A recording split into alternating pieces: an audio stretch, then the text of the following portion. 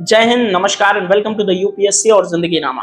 साथियों, मेरा नाम है संदीप नागवंशी। आप सब मुझे इस कार्यक्रम के अंदर पॉडकास्ट के होस्ट के रूप में देखते हैं, लेकिन आज आप देख रहे हैं कि आज सिंगल कुर्सी है और आज कोई गेस्ट हमारे साथ नहीं है। तो दोस्तों, इस वार्तालाप का मकसद, आज मैं अकेला क्यों आया हूं, तो इस वार्तालाप का मकसद है 2026 यूपीएससी प्रीलिम्स जो 24 मई को हुई, उस पर एक विस्तृत चर्चा, मेरी एनालिसिस क्या कहती है इस पेपर के बारे में, और अब जो आने वाले समय में 2027 में जिन लोगों को प्रीलिम्स देना है, उन अभ्यर्थियों की स्ट्रेटजी 2027 को लेकर के क्या होने वाली है, इस पर भी कुछ मैं फैक्ट्स एंड फिगर्स के माध्यम से आपसे चर्चा करूंगा। दोस्तों, अपनी चर्चा की शुरुआत एक ट्वीट के माध्यम से करते हैं। ट्वीट कोई छोटे मोटे व्यक्ति का नहीं है, ट्वीट है यूपीएससी के chairman doctor Ajay Kumar sir का। डॉक्टर अजय कुमार सर ने प्रोविजनल आंसर की, जब सिविल सर्विसेज की प्रीलिम्स की यूपीएससी ने रिलीज की, उसकी सूचना देते हुए कुछ बातें लिखी जो आपको नजरअंदाज नहीं करना चाहिए। इंग्लिश में है, थोड़ा पढ़ते हैं, आपकी स्क्रीन पर भी चल रहा होगा, आप लोग देखिएगा। I understand this years prelims felt quite tough and challenging for many aspirants.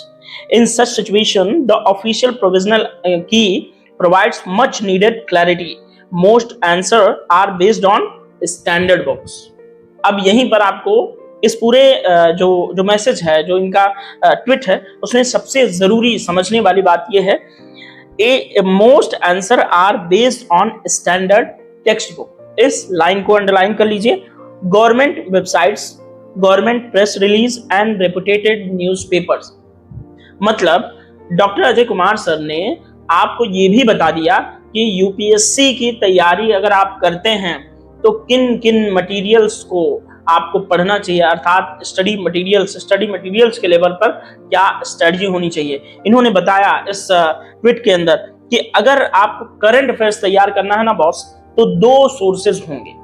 पहला सोर्स होगा कोई भी रेपुटेटेड न्यूज़पेपर। अब न्यूज़पेपर की बात करें तो हिंदी मीडियम में एक ही अवेलेबल है, जिसका नाम है दैनिक जागरण का राष्ट्रीय संस्करण, जो राष्ट्रीय राजधानी क्षेत्र दिल्ली के अंदर ही आता है, भारत के अन्य हिस्सों में नहीं अवेलेबल है। वो एक अच्छा न्यूज़पेपर हिंदी मीडियम के लिहाज से माना जाता है, लेकिन दोस्तों उसे अगर सॉफ्ट कॉपी में देखें तो पूरे भारत में पाया जाता है। तो हिंदी मीडियम वालों को एक न्यूज़पेपर अगर कोई पढ़ने की जरूरत है, जिन्हें इंग्लिश समझने में बहुत ज्यादा तकलीफ होती है, तो उन्हें दैनिक जागरण का राष्ट्रीय संस्करण पढ़ना चाहिए। लेकिन दोस्तों, यहाँ पर आज जो मैं आपसे बातचीत कर रहा हूं ना, ये आप ये समझना, एक होस्ट नहीं बात कर रहा आपसे, एक अभ्यर्थी। चूंकि मैंने भी इस परीक्षा के अंदर पार्टिसिपेट किया, मैंने भी पेपर दिया था, और मैं बिना लाग लपेट के, बिना हवाबाजी के अगर सच्चाई बताऊं तो सीसैट मेरा क्वालिफाई हो रहा है, लेकिन जीएस में मैं भी एकदम बाउंड्री लाइन पर अटका हुआ हूं, यानी कि एकदम बाउंड्री लाइन पे हूं। हो भी सकता है, नहीं भी हो सकता। तो इसलिए मैं, और इससे पहले भी परीक्षाएं दी हैं मैंने, तो इसलिए मेरे पास एक ठीक ठाक अनुभव है। और आप जब पॉडकास्ट प्रोग्राम में देखते होंगे तो आपको ये समझ में आता होगा कि मैं भी पढ़ता लिखता रहता हूं, मेरे भी नॉलेज का ठीक ठाक एक स्तर है कि मैं चीजों को समझ पाऊं। इसलिए आज मैं यहाँ पर इस तरह की कुर्सी लगा करके अकेला आपको बताने के लिए बैठा हूं। अदरवाइज मुझे कभी भी, पिछले 3 वर्षों से मैं यूट्यूब पर एक्टिव हूं, आपने नहीं देखा होगा कि मैंने किसी भी तरह की रणनीति पर आपसे बातचीत की है।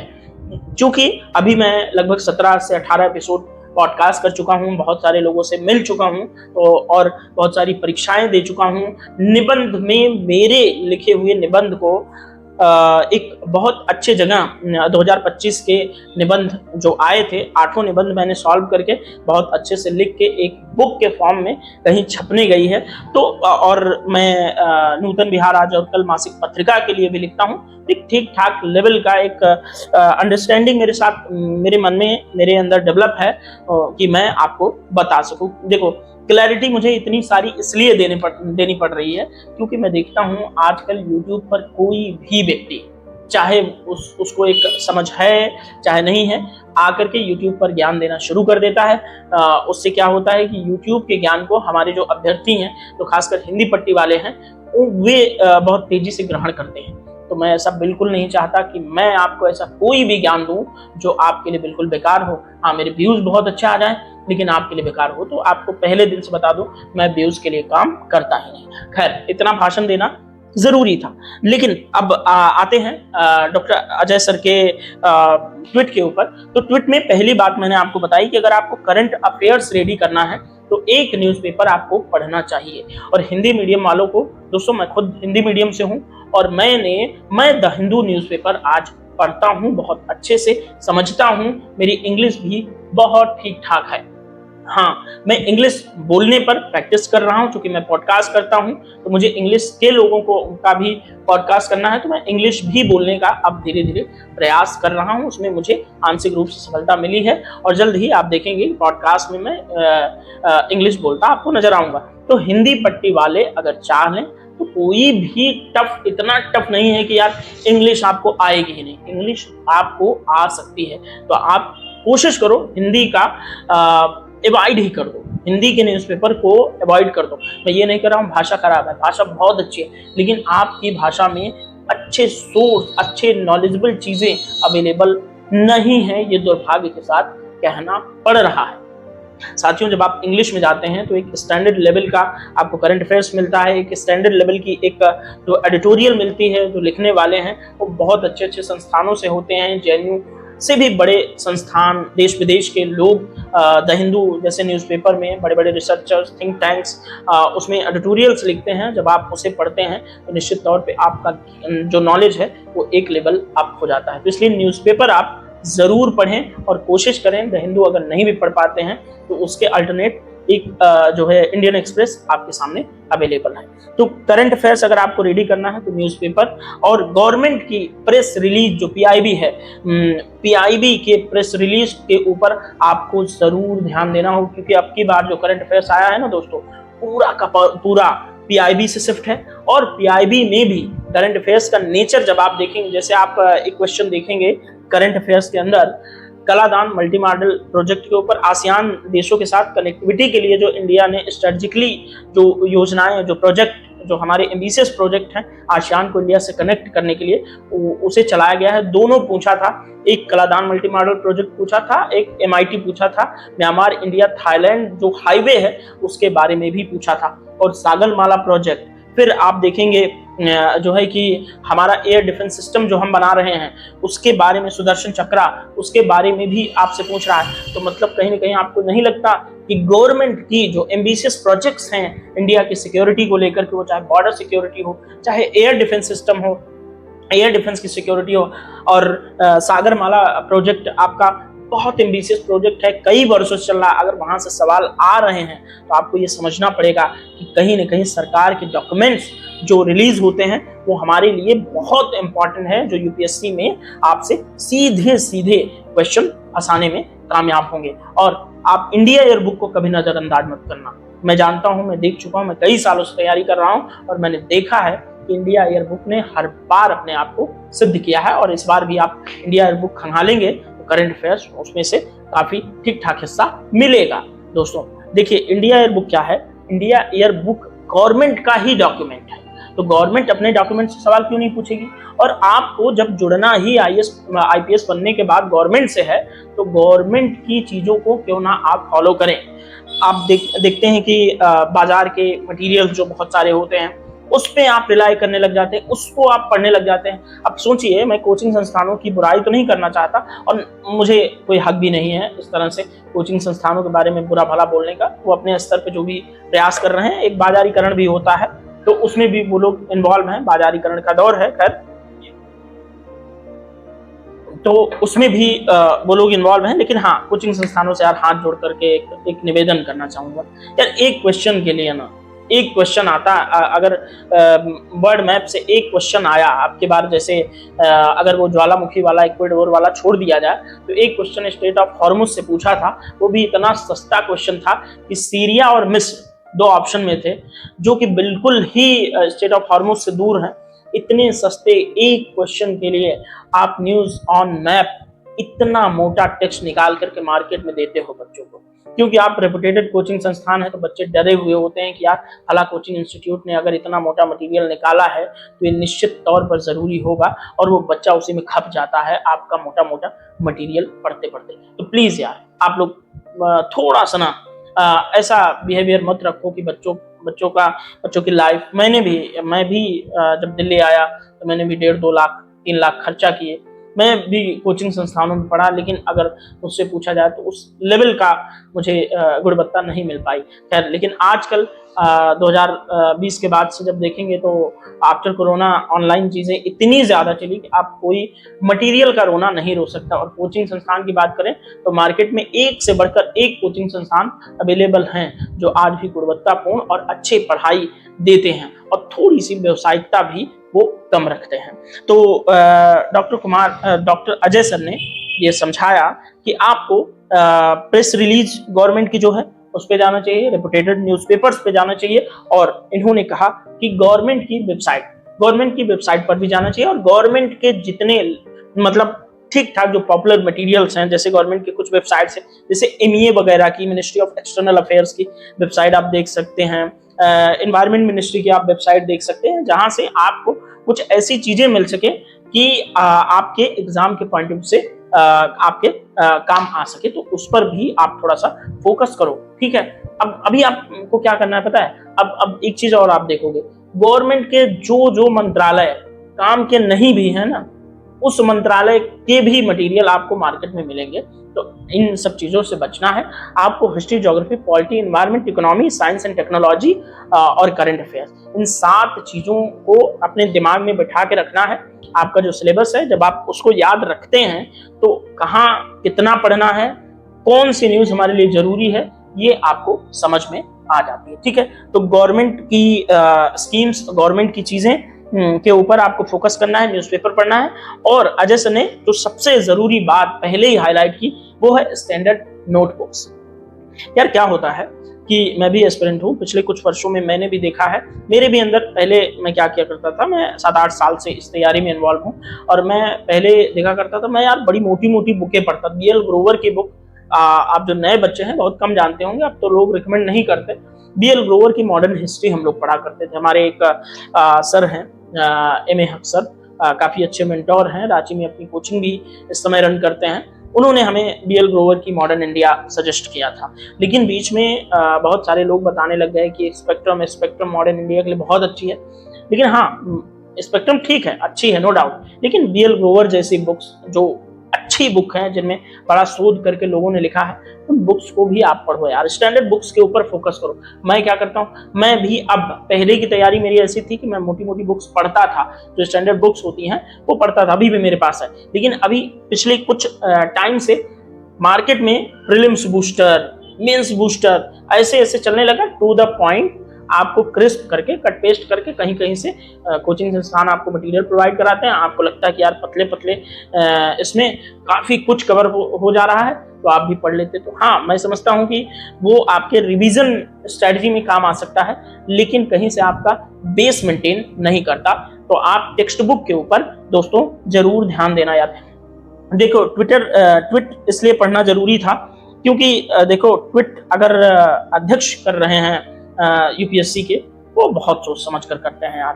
तो इन्होंने आपको पूरा स्टडी मटेरियल बता दिया है कि यूपीएससी का स्टडी मटेरियल क्या होने वाला है। तो आगे आप इस ट्वीट को ना हो तो एक जगह निकाल के रख दो, अपने टेबल पे चिपका दो। जितना आपके लिए सिलेबस इंपॉर्टेंट है उतना ही ये ट्वीट भी इंपॉर्टेंट है। इसी के आसपास स्टडी मटेरियल आपको क्या करना है, अपने पास जो है कलेक्ट करके रखना है। अगर हम यूपीएससी सिविल सर्विसेज प्रीलिम्स जो 24 मई को हुआ उसको एनालिसिस करें तो हम देखते हैं कि हिस्ट्री सबसे ज्यादा वेटेज ले गया। 20 to 21 सवाल हिस्ट्री से पूछे गए, जिसमें सबसे अधिक सवाल आपको एंसेंट इंडिया से मिले, और मिडिवल इंडिया से तो सवाल ही नहीं पूछे गए। और जब हम मॉडर्न इंडिया में जाते हैं, मॉडर्न इंडिया में आपसे 3 से 4 सवाल पूछे गए, जो कि सवालों का एक लेवल था। अवध के तालुकेदारी और जागीरदारी से पूछा था, बंगाल टेनेसी एक्ट के बारे में पूछा था अवध के अंदर।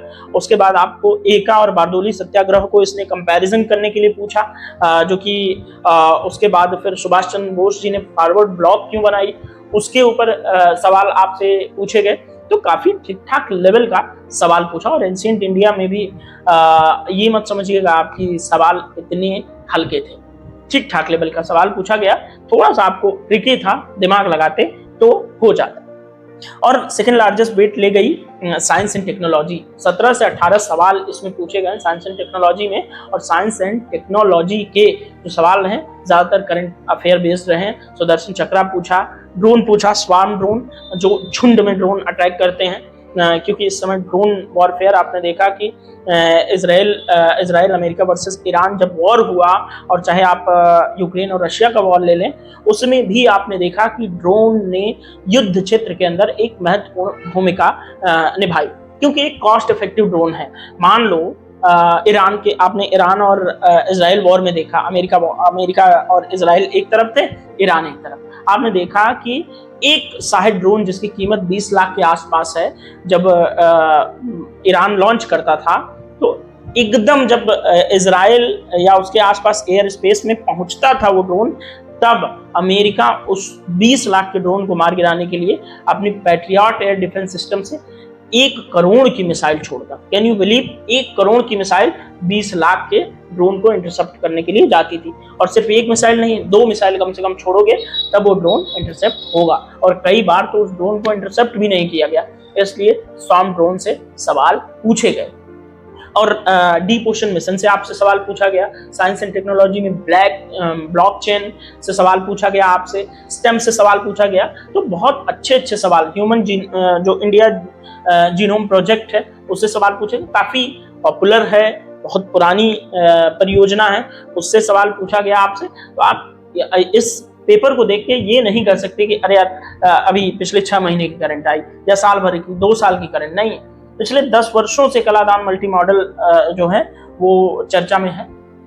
जब 2014 के बाद से हमने एक टेस्ट अपनाया, उसके बाद से ये सब कलादान और MIT ये चर्चा में है। तो अगर आज 2026 में सवाल पूछ रहा है तो आपको सीधा सीधा ये समझ में आना चाहिए कि इंडियन गवर्नमेंट की जो स्ट्रेटेजिक प्रोजेक्ट्स हैं उनसे आपको सवाल दे रहा है। एंड सेकंड, थर्ड लार्जेस्ट की बात करें तो पॉलिटी ले गई। आपकी राज व्यवस्था और गवर्नेंस जो होती है वो 13-14, कोई लोग 12 कह रहे हैं, सवाल पूछेगा। और पॉलिटी में सवाल काफी ठीक ठाक रहे, शानदार रहे, काफी लेंदी सवाल पूछेगा। और इकोनॉमी में 13 सवाल, ज्योग्राफी में 11, इंटरनेशनल रिलेशंस के 11 सवाल आपसे पूछे गए। और इंटरनेशनल रिलेशंस में कई चीजें मिक्स करके सवाल पूछे गए, तो सबके अपने अपने दावे हैं। एनवायरनमेंट में 9 सवाल, स्पीसीज से सवाल आए, हुलाक गिब्बन वगैरह से सवाल आए, जो नॉर्थ ईस्टर्न स्टेट्स में पाए जाते हैं, उससे सवाल पूछे गए। काफी ठीक ठाक सवाल थे, एक स्टैंडर्ड था।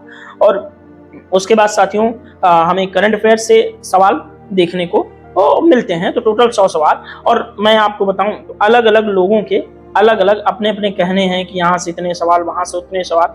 अब किसी और का देखेंगे तो आप देखेंगे उन्होंने समसामयिकी यानी कि करंट अफेयर्स, इंटरनेशनल रिलेशंस और मिसलेनियस को एक ही मिला के बोले कि 28 सवाल पूछे गए। पॉलिटी को किसी ने कहा कि 7 ही सवाल पूछे गए, किसी ने कहा कि एनवायरनमेंट के 9, ज्योग्राफी के 11, भारतीय अर्थव्यवस्था के 12 सवाल, विज्ञान और प्रौद्योगिकी के 13 और हिस्ट्री के 20 सवाल। तो आप इन नंबर्स के चक्कर में मत पड़िए। जो मूल बात मैं आपको समझाना चाह रहा था वो ये है कि आयोग के अध्यक्ष ने जो स्टडी मटेरियल आपको बता दिया उस पर यार पूरा फोकस करना है, ठीक है। आपको किसी ऐसी चीज पर फोकस नहीं करना है जो आपका टाइम वेस्ट करती है, ठीक है। तो ये बात आपको ध्यान में रखनी है। ये मेरा वीडियो बनाने का एक मकसद ये था कि आपको एक रियलिटी से रूबरू करवाऊं, क्योंकि मैं अभी पॉडकास्ट कर रहा हूं। मेरा एक टारगेट है कि कम से कम मिनिमम 50 एपिसोड में कोचिंग इंडस्ट्री के बहुत सारे टीचर्स का लूँ, जिससे कि 50 एपिसोड में ठीक ठाक संस्थानों के टीचर्स आ जाते हैं।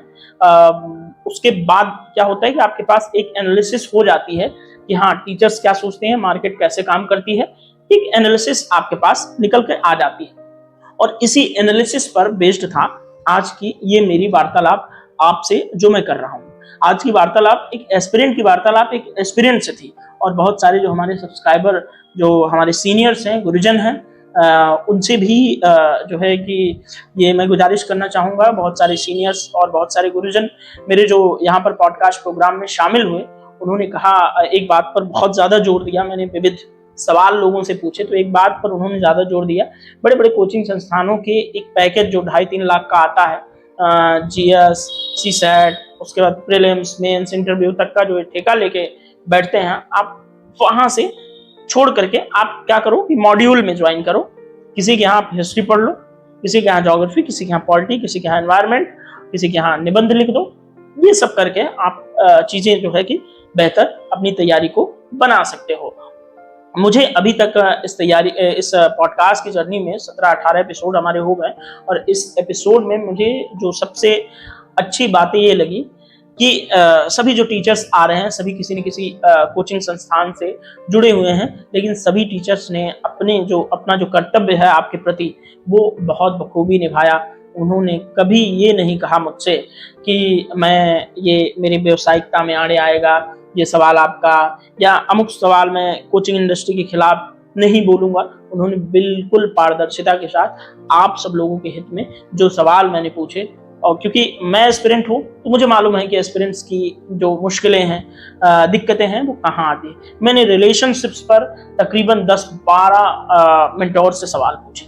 रिलेशनशिप, चूंकि ये जर्नी जब से आपकी स्टार्ट होती है 21 ईयर में आपके जो हार्मोन्स पीक पर होते हैं, आप यंग हो रहे होते हो, तो जाहिर सी बात है अपोजिट जो है कि व्यक्ति की तरफ आप अट्रैक्ट होते हो, लेकिन ये अट्रैक्शन कहीं आपकी तैयारी को खा ना जाए, इसके लिए मैंने खूब सवाल पूछे।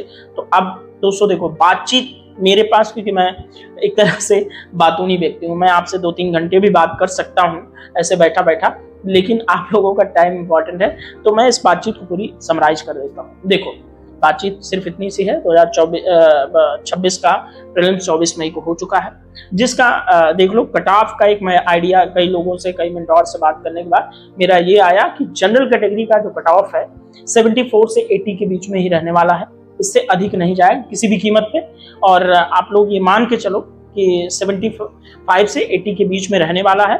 जनरल कैटेगरी के इस इतने के बीच जो व्यक्ति हैं वो अपना मेंस की तैयारी करें सॉरी। और जो लोग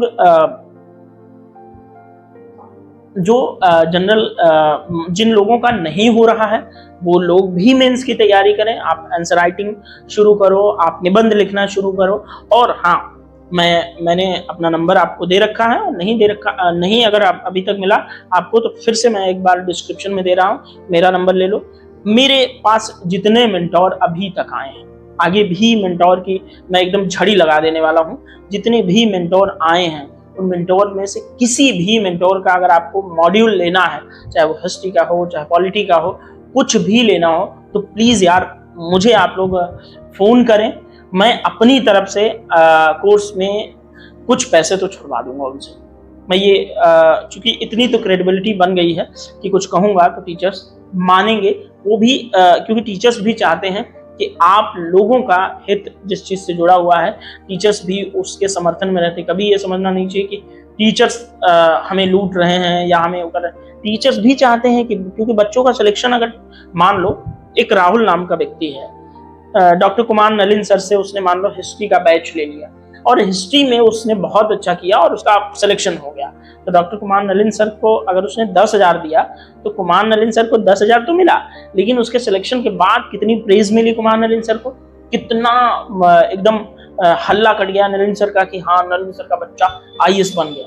वैसे नलिन सर के बहुत सारे बच्चे IPS बन चुके हैं, और बहुत सारे जो भी मेंटोर रहते हैं, देखो कई कोचिंग संस्थानों में पढ़ाते हैं तो उनके विभिन्न बच्चों से उनके इंटरेक्शन होते हैं, तो उनके कोई ना कोई उनका बच्चा सिलेक्ट होता है। तो इन लोगों के पास, जो टीचर्स हैं, के पास बच्चों का एक्सपीरियंस, IAS का एक्सपीरियंस होता ही।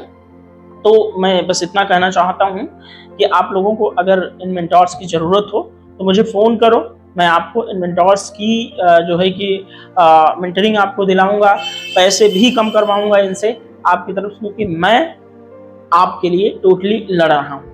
ये पॉडकास्ट, ये जो दुनिया का तामझाम मैंने किया है, मैं चाहता तो YouTube पर हिट होने के लिए मैं किसी IAS अधिकारी या किसी सेलेक्टेड न्यू कैंडिडेट का इंटरव्यू या पॉडकास्ट करके फेमस हो सकता था, लेकिन मैंने ऐसा क्यों नहीं किया। इसका मतलब ये नहीं है कि मेरे पास सेलेक्टर्स की कमी है या मैं किसी IAS IPS को नहीं जानता हूँ जो मेरे पॉडकास्ट में आ सके, ऐसा नहीं है। मेरा मकसद सिर्फ इतना है कि मैंने भी वो अभाव, वो दिक्कतें जो तैयारी के दौरान हैं वो देखी हैं। तो सबसे पहले टीचर्स जब आते हैं तो आप टीचर से पहले सीखो, उसके बाद आपको सिलेक्टेड कैंडिडेट्स की तरफ ले चलेंगे, क्योंकि सिलेक्टेड कैंडिडेट से मैं स्पेशली मैं भी जो पॉडकास्ट कर रहा हूँ वो सीख ही तो रहा हूँ। जो मेंटोर मेरे पास आ रहे हैं वो मुझे सिखा रहे हैं। जब मैं उनसे किसी मुद्दे पर बात करता हूँ तो कहीं ना कहीं मेरे भी नॉलेज में एनरिचमेंट हो रहा होता है, मैं भी नॉलेजेबल हो रहा होता हूँ उनके थ्रू। तो अगर मैंने 50 टीचर मिनिमम मैंने रखे हैं, एक मेरा टारगेट है कि अगर 50 टीचर्स का मैंने पॉडकास्ट ले लिया तो मैंने सोचो वो मुझसे 20-20 साल बड़े हैं, तो सोचो कि अब 50 और इंटू 20 कर दो तो मुझे कितने सालों का एक्सपीरियंस बैठे बिठाए कुछ दिनों में मिल गया, अर्थात उनसे मैंने इतना कुछ सीख लिया। तो आप जो स्ट्रेटजी मैंने बताई, जो चीज़ें मैंने बताई, देखो रणनीति पर बहुत लंबा डिस्कशन मैं करके आपको बोर नहीं करना चाहता, न ही ये चाहता हूँ कि आप कंफ्यूज हो। तो अब अंतिम बातचीत के अंतिम पड़ाव में मैं इतना कहूँगा, एक काम करो, आप चुपचाप नए आए हो तो एक पहला जो काम करो वो आपका सिलेबस होना चाहिए। CSAT GS का सिलेबस, मेंस का सिलेबस ले आओ, ठीक है।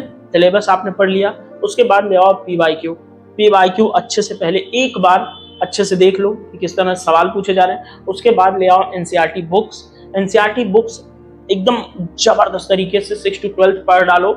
जो सब्जेक्ट में तुम कमजोर हो उसको तो अवश्य पढ़ो, ठीक है। NCERT पढ़ लिए, उसके बाद बहुत सारे लोगों का जियो पॉलिटिक्स कमजोर होता, कहते हैं अरे यार मेरा जियो पॉलिटिक्स अच्छा नहीं, तो जो समकालीन विश्व का इतिहास है, कंटेम्प्रेरी इंडियन वर्ल्ड पॉलिटिक्स, उसको आप पढ़ो, IR आपका स्ट्रांग हो जाएगा, वो आपकी ऐसी फाउंडेशन बिल्ड कर देगा कि मजा ही आ जाएगा। उसके बाद NCERT पढ़ लिया आपने, अब आपके अंदर एक समझ डेवलप हो गई। अब आपको समय है कि आप स्टैंडर्ड बुक्स उठाओ और शुरू कर दो, छा जाओ। और पहले दिन से जब आपको, जैसे कि मान लो आप अभी 2026 में बैठे हो और सोच रहे हो कि मुझे 2027 से तैयारी शुरू करके 2028 या 29 का अटेम्प्ट देना है, तो अभी से, आज से न्यूज़पेपर को थोड़ा थोड़ा देखना स्टार्ट करो। न्यूज़पेपर आपके लिए रामबाण है। जब डॉक्टर अजय कुमार, जो कि UPSC के चेयरमैन हैं, वो कह रहे हैं, और वो स्वयं भी चेयरमैन ऐसे वैसे नहीं है, स्वयं भी 1985 बैच के केरला कैडर के IAS हैं, रिटायर्ड IAS हैं। अगर वो कह रहे हैं तो हल्की बात नहीं है, आयोग का चेयरमैन कोई हल्का व्यक्ति नहीं होता। तो मैंने बताया आप स्टैंडर्ड बुक पे शिफ्ट हो जाओ। उसके बाद जब आप देखो कि अब आपने एक साल तैयारी कर ली है, अब आपके दिमाग में सारा कंटेंट है, तो अब समय आ गया है कंटेंट को बाहर निकालने का। बाहर कैसे निकालोगे? तो बाहर आप निकालोगे टेस्ट सीरीज के थ्रू। आप PT की टेस्ट सीरीज लगाओ, मेंस की टेस्ट सीरीज लगाओ, जिससे आपके जो लिखने की कला है वो आप में डेवलप हो जाए। देखिए, लिखने की कला तब आती है जब आपके पास कंटेंट होता है। बहुत सारे लोग शुरू में ही आके लिखने की कोशिश करते हैं। भाई, जब कंटेंट ही नहीं होगा तो तुम लिखोगे, तो कंटेंट लिखो, सोच डेवलप करो, उसके बाद आप चीजें कर पाओगे।